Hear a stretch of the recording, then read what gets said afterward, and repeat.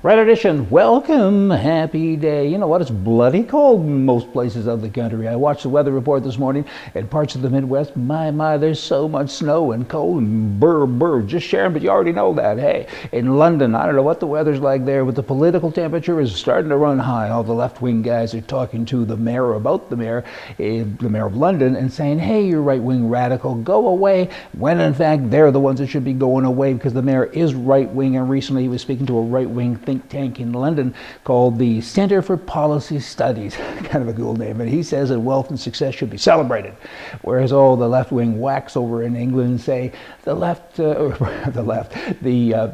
shouldn't be celebrated. That's what I'm trying to say. I'll get it out. Wealth and success is a bad thing. But by the way, when you have that, when you get it, give me some. That's what they're all about. He said, back to the mayor, that the top 0.1% of earners in Britain contributed 14% of the government's total revenue from income tax. That's what so many people overlook or don't know, or they just don't want to know. And that is the rich people pay taxes. People that go out, they're motivated to become rich. They make all kinds of money for themselves, but they create employment. They pay taxes. They kind of save the world. Economic equality will never be possible because some people are too stupid to get ahead. So says Boris Johnson, the mayor. And they went on to say that natural differences between humans will always mean some will succeed and others fail. That's not a tough concept to grasp. I mean, that's pretty straightforward. But the left-wing people are saying, hey, you can't talk like that. We're all equal. You're only equal in a perfect world if people are stupid enough to make a whole bunch of money continually and give it to you. Eventually, the rich people say, why am I doing this? Why am I working and giving it all away? Maybe I'll just sit like you and wait for some other stupid person to make money and give it to me. Here's a guy that's in charge of Rogers Communication, and he's kind of happy. They just inked a bill, or an agreement rather, of $5.2 billion. They now will have a hockey night in Canada, and people are saying the CBC will die, and now unless they get rejigged, they got to change their business model. I hope they die. I hope the government really does have a hidden plan, an ulterior motive, and that is to get rid of all the communist things in Canada. CBC, they lose over $1 billion a year. They've been around for like 30 or 40 years. Do that math. You're pretty soon going to be talking trillions instead of billions. They're useless. They shouldn't exist. And I'm glad that the hockey contract's been taken away from them, and I hope they don't survive. Hey, just saying. Here's a surprise for you now in North America.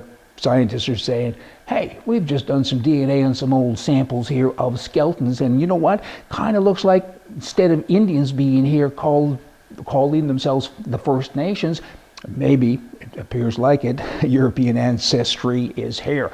Oh, none of that grammar was very good, was it? But hopefully you know what I mean. And they're looking now to rewrite the story of the people who first populated ancient Canada and the rest of America.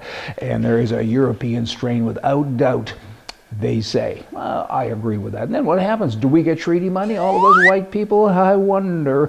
Here's a blogger recently that said, what's the problem? People try to take away guns and you're getting rid of the armies. A lot of countries are talking like that, or they want to. There's 600,000 hunters in the state of Wisconsin only.